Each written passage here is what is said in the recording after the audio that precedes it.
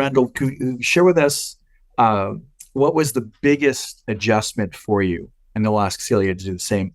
The biggest adjustment for you, and how did you overcome it when you came into medical school? Not only just coming to new school, but in a whole new island in a different country than what you're used to, but so adjusting to that, but also adjusting to the different testing style that they perform with those NBME style questions.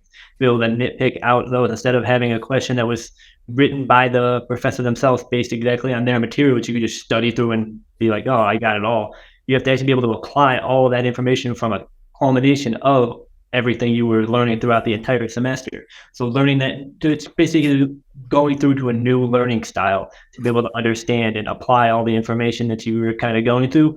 Unlike going through like undergrad and stuff like that, it was a lot different than that. So that's kind of just making that adjustment into that whole new learning style to be able to answer those questions and reason of why you came up with that answer.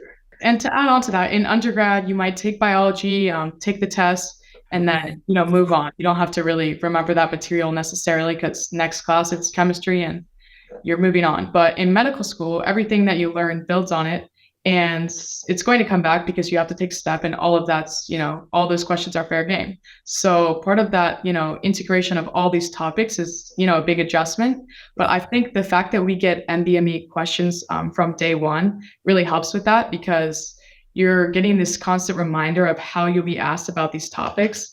And we have access to all these question banks too. So you can just select, one of those older concepts to make sure you're kind of staying fresh with that material.